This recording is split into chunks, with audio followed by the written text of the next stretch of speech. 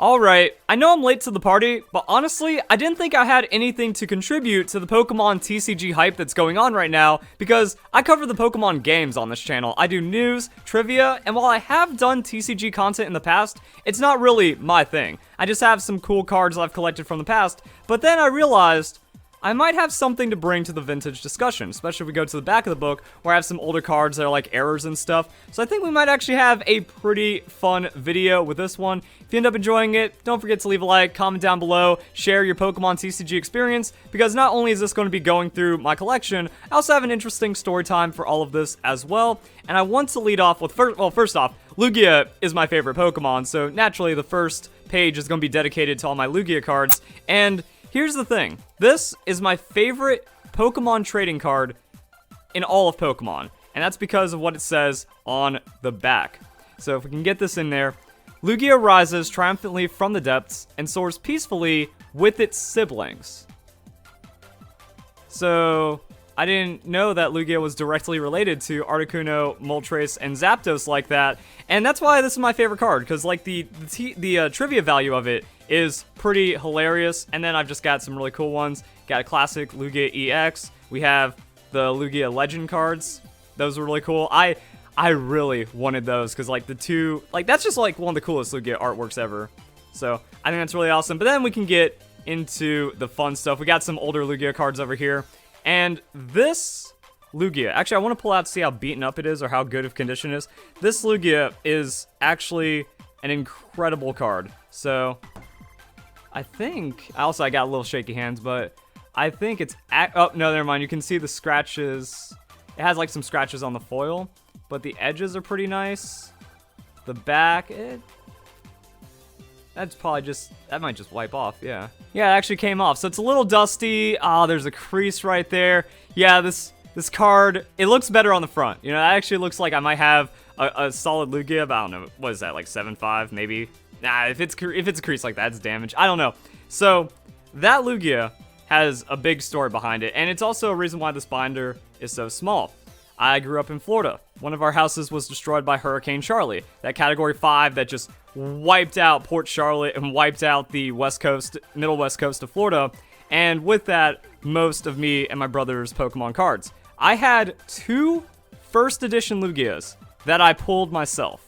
So it was also like a calling. Lugia was immediately my favorite Pokemon as a child, and the first Neo Genesis pack I bought, I can remember it vividly. We were on the way to a party, like it was a birthday party of I think one of my dad's coworkers' children.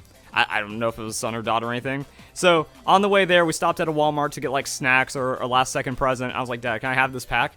And I found the pack at like the bottom of a toy bin. You know, it wasn't where it was supposed to be. I saw it, I was like, Dad, I gotta get this. This is the last one they have.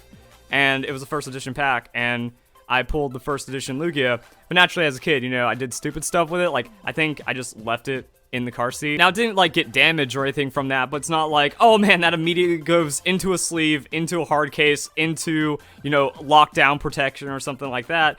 And then it was just, like, in a binder somewhere, but then that binder was one of the boxes that we had in the house that got destroyed, and the roof caved in because of Hurricane Charlie. Now, this Lugia is the 3rd Lugia I pulled. And I don't remember exactly when I got it, because at that point I just had so many Lugias. Like, I pulled so many of these I can't even remember as well. But then that begs the question, like, where did this Lugia come from? If all my old school cards were destroyed, you know, there were like Charizards, Blastoises, you know, a lot of the original cards that got destroyed in that. A few of them made it, but in a very weird way, and that's where I found this Lugia.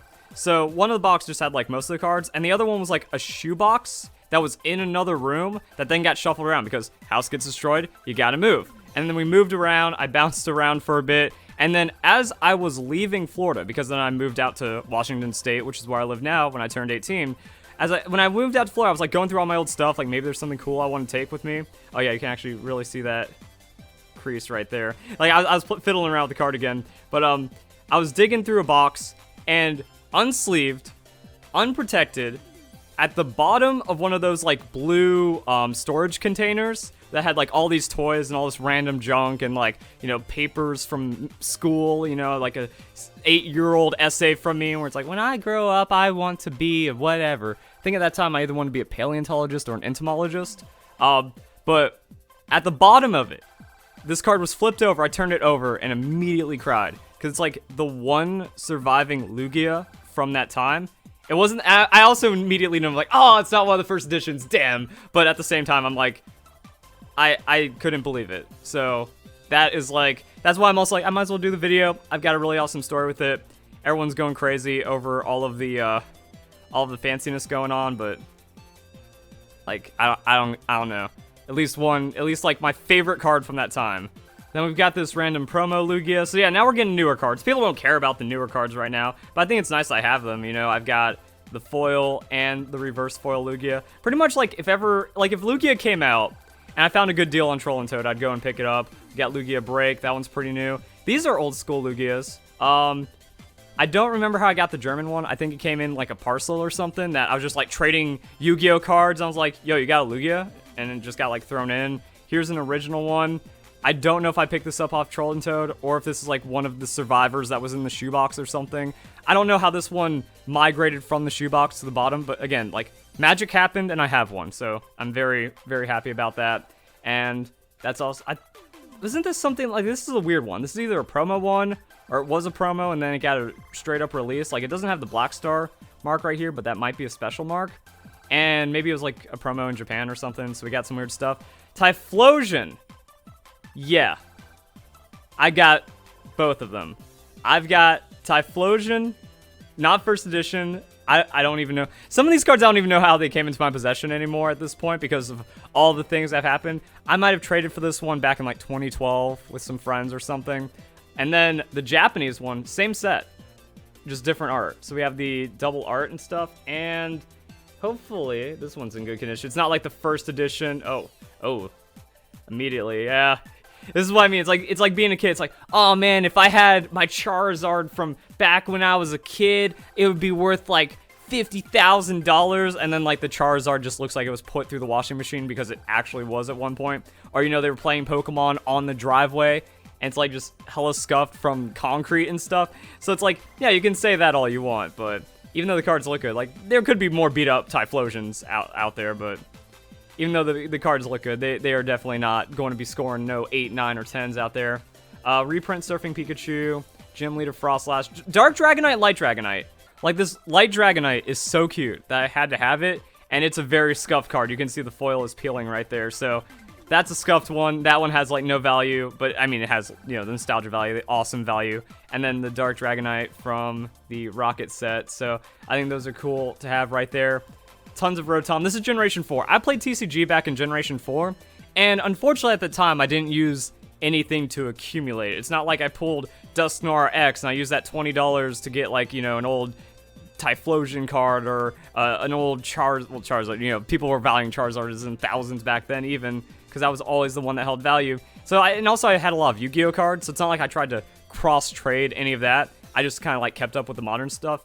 But I really like this Rotom because these were the first ones that started doing the refractory ones like this, or like the little prism triangle ones. So that was one of the cool early promos that I had. Yeah, and this Rotom does it as well.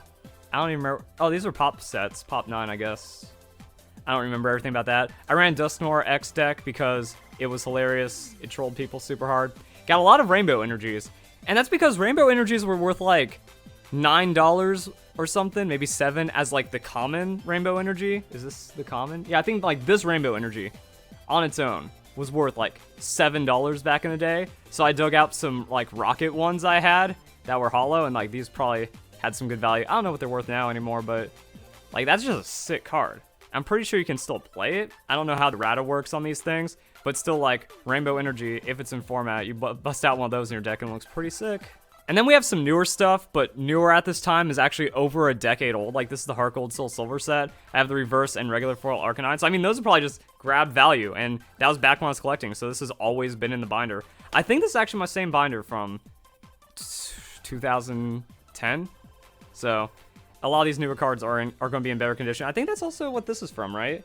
Yeah, this is a gold silver set. So that might be worth something now, and I actually don't even know. I think I traded an Ancient Mew for those two at the time because I had just stacks of Ancient Mews. Then I have a signed card from one of the translators. I have a Donphan Prime. Prime was like the really cool stuff to pull back then, like getting a Typhlosion Prime or Feraligatr Prime was pretty cool.